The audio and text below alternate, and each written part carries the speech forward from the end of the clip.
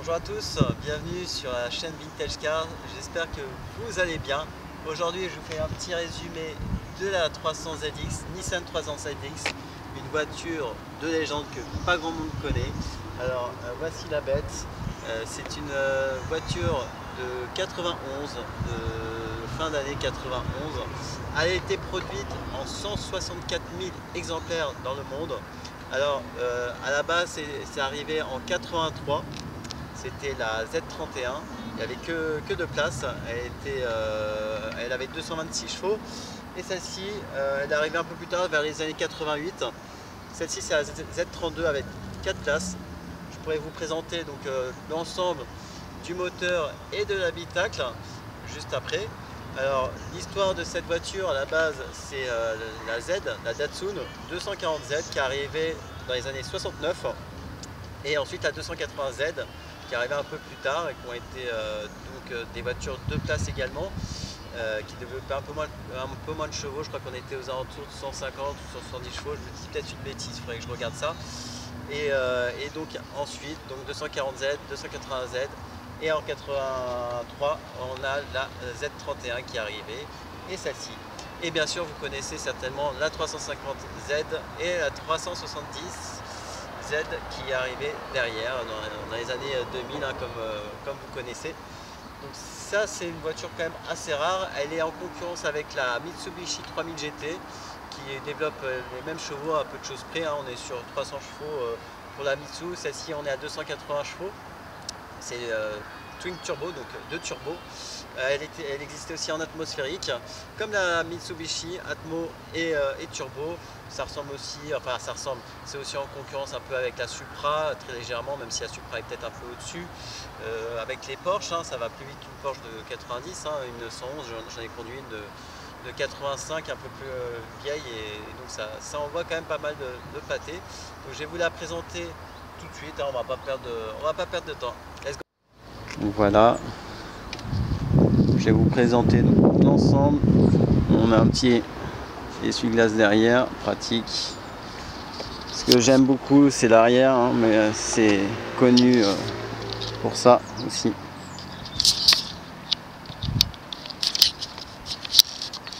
L'arrière est vraiment sympa. Donc c'est une GT à la base, hein, c'est pas une vraie sportive, enfin c'est une sportive, elle envoie, mais à la base c'est une GT. Très stable, c'est une propulsion. Donc roue arrière, c'est très joueur, hein, si on taquine un peu, c'est très joueur. Alors c'est vrai qu'elle a été produite à 164 000 exemplaires, elle n'a pas beaucoup été vendue en Europe, surtout aux États-Unis. L'avantage c'est bon, c'est une voiture rare, donc on n'en croise pas tous les jours.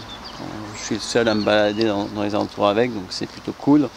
Après c'est des voitures qui ont été vachement modifiées malheureusement. Donc pour le drift ou pour le tuning, donc ça a été vraiment un peu saccagé. Celle-ci elle est full stock, hein, elle est complètement d'origine. J'ai rien de chez rien modifié. Attendez, je vais vous éclairer un peu parce que là, hop, voilà. Bon là c'est un peu le désordre. Hop, là on peut voir il y a même l'autoradio d'origine. Hein. Cassette, j'ai même pas changé, hein, c'est pour vous dire. Moi je mets pas la musique quand je conduis, ou très rarement, j'aime bien entendre le moteur. On fera un petit topo sur les commodos. Là on a un petite boîte à gants classique, siège en cuir. Bon, celui-ci est en bon état, l'autre un peu plus usé, hein, c'est normal. Donc vous voyez, il y a véritablement deux places à l'avant. Très confortable franchement. Je suis déjà parti en Bretagne avec, dans le sud de la France, vraiment très confortable. Et derrière j'ai déjà emmené des gens hein, même du sud à Paris, c'était un peu plus serré, mais pour quelqu'un de moyenne taille voire petite taille, disons que ça passe. Donc voilà, c'est une voiture qui est très agréable à conduire, franchement. C'est vraiment, elle est souple, elle a de la gouache, elle a ce qu'il faut. Donc voilà, vous voyez, ça c'est un petit peu vécu. Hein. On a des petits commodos là pour le siège, pour avancer. Pour les années 91, les Japonais étaient plutôt pas mal. Là, les tip top. Alors les tip top, c'est un toit qui il se retire. Allez, je vais vous mettre sur le pied parce que voilà. Il y a une petite commande juste en dessous et on peut retirer. Vous voyez, la commande elle est là. Hop, et on rebascule. Alors logiquement, ça se met dans le coffre. Il y a de la place pour le coffre. Et je vais vous embarquer en même temps. Hop, let's go. Et vous voyez, on peut faire les deux. Hein. Donc c'est pas une décapotable, mais c'est un toit ouvrant. Bon, c'est un peu plus contraignant, il faut sortir de la voiture, mais ça se fait très rapidement. Et c'est vraiment cool. Franchement, c'est génial. Hein. Bah, tant qu'on est là, allez, on fait un petit topo de la voiture. Let's go. Alors, voiture, on va fermer la porte. Bon, je vous ai trouvé un petit coin sympa. Alors, ici, on peut verrouiller les portes. Dites-moi si ça vous intéresse de voir tout. Il faut que je mette les clés si on veut tout faire fonctionner. Hop.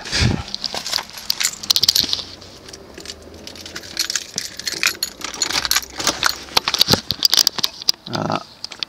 Donc là, j'ai pas mis le contact. La petite vitre.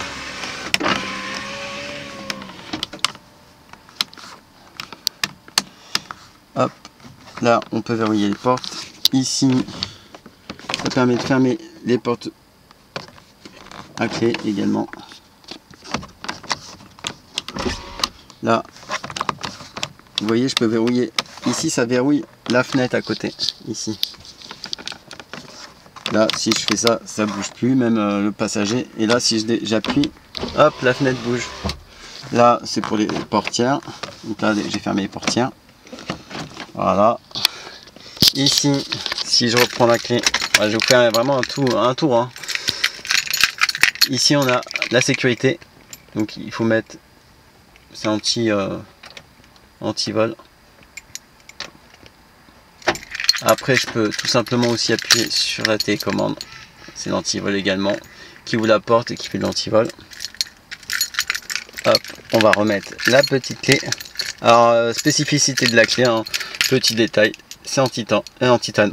J'ai du mal, moi. En titane. Hop, voilà.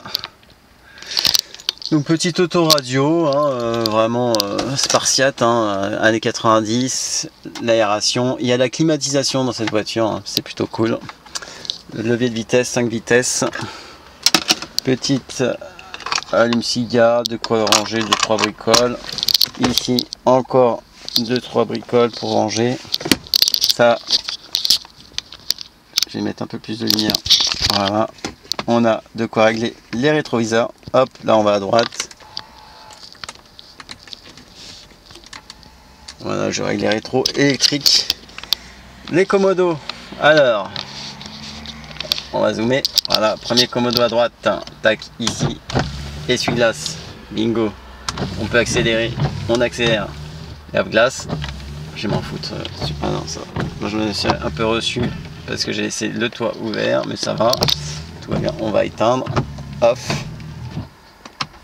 Ici, c'est derrière. Vous voyez. Et là, ça permet de faire le lave-vitre quand on appuie tout en bas. C'est vraiment cool. Je m'en sers rarement, hein, effectivement. Mais c'est plutôt très cool. Les warnings. Tout fonctionne, c'est merveilleux. Je vous rappelle qu'elle est de 91 ans. Elle a 32 ans. La petite voiture. Alors, on va s'attaquer à la climatisation auto. On met, je sais pas si vous voyez, on baisse la température à... Ah non, je me trompe de bouton. On va mettre à 18. On peut baisser l'air.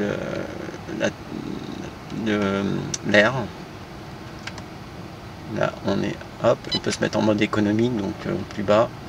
Ça consomme un peu moins d'essence. Et on peut éteindre, tout simplement. Là, c'est pour dégivrer les glaces, les vitres, quand il fait trop froid. On va éteindre également. Voilà, c'est vachement pratique. À gauche, ici c'est pareil, c'est pour dégivrer à l'arrière. Cruiser Control, ça c'est un comment dire, c'est un régulateur de vitesse. Donc vous le mettez et ça garde la vitesse. Alors pour donc là je l'ai mis on et ensuite hop, je vous mets, je vous décale que vous voyez correctement.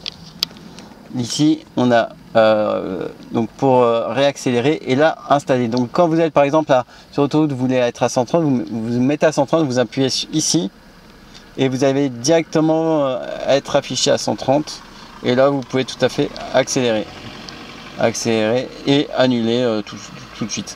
Alors dès que vous freinez, ça annule automatiquement le régulateur et donc vous pouvez s'annule automatiquement. Il faut réappuyer sur cette coste pour se remettre au niveau. Donc là on repart là-dessus. Donc ça c'est feu de brouillard, anti-brouillard. On voit bien que ça s'est affiché à l'écran. Ici c'est la luminosité de votre du compteur du tableau. Ici c'est les feux de position. Voilà, vous voyez correctement. Feu de croisement. Et là, le petit bouton, c'est toujours pour nettoyer. Ici, clignotant à droite, clignotant à gauche. Si j'appuie ici, ça fait les appels de phare. Voilà. Vous voyez, j'ai mis... là, j'ai pas terminé. Je sais pas si vous voyez. Ah, les lumières me gênent. Et je vais éclairer un peu parce qu'on voit pas très bien.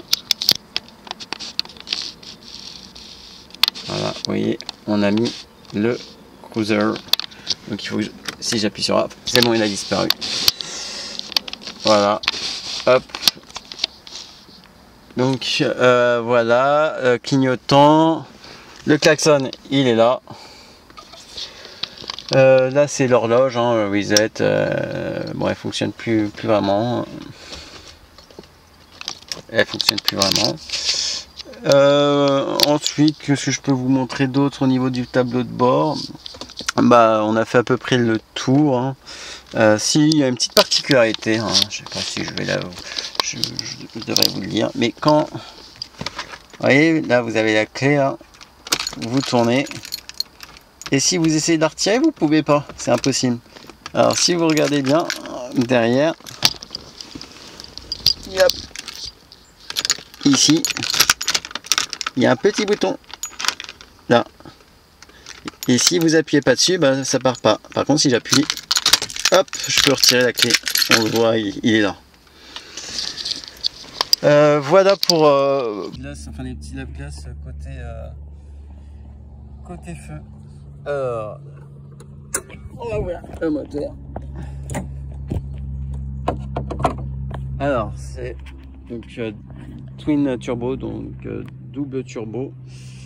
On est sur un 6 cylindres, donc moteur, enfin on n'a pas trop de place pour mettre les mains dedans, hein. À chaque fois par exemple je fais la courroie, il faut que je la fasse l'année prochaine, il faut descendre le moteur pour remettre une nouvelle courroie, donc c'est quand même assez contraignant, mais bon, c'est cool.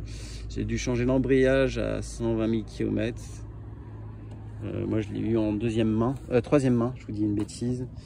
Je sais pas ce qu'ils ont fait, mais en tout cas les stocks est quand même bien entretenu, il y a zéro problème, le moteur est propre, il est sain, il n'y a aucune amélioration de fait dessus. Je préfère la garder d'origine, hein. C'est tellement rare et ça suffit largement, on s'amuse déjà suffisamment avec. Petite particularité, c'est assez drôle à savoir, c'est que les feux là que vous voyez, ça vient des feux de la Lamborghini Diablo. C'est les mêmes. Vous pouvez les installer sur la Diablo, ça fonctionne. Et sur la 300, ça fonctionne. Voilà, je vous refais le petit topo. Elle est quand même bien équipée hein, pour les années 90. Franchement, je suis pas objectif parce que j'aime cette voiture. Je peux vous dire n'importe quoi dessus, mais je l'aime. Je l'aime. Bon, désolé pour la qualité, j'ai changé, mon réflexe n'avait plus de batterie, donc d'ailleurs je sais pas si vous avez tout eu, mais en tout cas on a fait un bon petit tour. Les rétros c'est des rétros manuels, donc là il faut les rabattre manuellement. les appuis-tête, là, on peut régler, on peut avancer le siège. Et en bas, on a de quoi avancer aussi. Voilà, si vous avez des questions en commentaire, n'hésitez pas. C'est une voiture relativement basse. Bon, normalement, elle n'a pas la petite ligne blanche sur le côté, mais bon, je me suis dit, c'est un petit style, je peux la retirer. Hein. No problemo. Et c'est une voiture très confortable. J'aime la conduire, j'aime cette voiture. Après, j'ai hésité longuement avec la 3000 GT qui me faisait de l'œil également. Vraiment, j'ai hésité. D'ailleurs, vous pouvez me dire ce que vous préférez, vous, en commentaire. Si vous préférez la Nissan 3000 GT ou la 300 ZX, ça peut être pas mal, ça peut être marrant. Après, les deux sont bien. Franchement, il n'y a pas une qui est mieux que l'autre. C'est exactement les mêmes critères. Et après, bon, il y avait d'autres choix. Je voulais m'acheter une Datsun, mais c'était pas pareil. Mais franchement, c'est une très bonne voiture. N'hésitez pas à me laisser un petit commentaire, abonnez-vous, hein, c'est vraiment cool. Franchement, j'ai vu, on était presque une petite centaine. Alors c'est pas beaucoup, j'ai pas fait beaucoup de vidéos parce que j'ai d'autres activités à côté. J'ai 2 activités à côté. Je mets pas mal de contenu sur TikTok, enfin j'essaye sur Insta, j'essaye de continuer la chaîne. Je vais essayer de me accélérer, j'ai d'autres véhicules à vous proposer. Alors si on veut aussi avancer sur la chaîne, n'hésitez pas, hein, moi je suis d'Île-de-France. Bon, je vais en Bretagne de temps en temps, des fois dans le sud, mais après on peut se voir pour proposer, vous montrer votre voiture aussi. On chargerait un peu mieux le réflexe parce que là pour le coup il était là à charger, mais c'est parti trop vite. Mais on fait une petite présentation ensemble en mode chill de votre véhicule, que ce soit un véhicule très ancien, après une voiture récente, why not, hein, franchement j'aime toutes les voitures. Donc quand on est passionné, il n'y a pas de souci. Donc n'hésitez pas à me laisser un petit commentaire, à vous abonner, excusez-moi de vous le dire, mais c'est vrai que ça met du baume au cœur, on a envie de continuer. Je me suis dit, bon, je lâche pas le morceau, je vais pas lâcher la chaîne, parce que c'est sûr, j'ai beaucoup de choses à faire à côté. Mais je me dis, bon, si ça peut intéresser certaines personnes, je continuerai. Et puis voilà, je cherche pas à exploser les scores, hein, je m'en fiche, mais histoire de partager avec vous. Et puis plus on est nombreux, plus c'est cool, hein, ça fait une petite communauté. Je remercie d'ailleurs ceux qui se sont déjà abonnés, ça fait vraiment plaisir. C'est gratuit, mais c'est un geste qui me fait chaud au cœur et j'apprécie, même si le contenu, j'essaye de l'agrémenter. Après, j'ai pas une qualité, je commence j'ai un peu de matériel, je vais peut-être accentuer la qualité quand je ferai la vidéo. Si on est 2, ce sera plus simple, mais à vrai dire, j'aime bien faire ça, j'aime bien vous faire un petit tour. Alors n'hésitez pas à me poser un petit like, à vous abonner encore une fois. Et je vous dis ciao, bye bye, allez bye.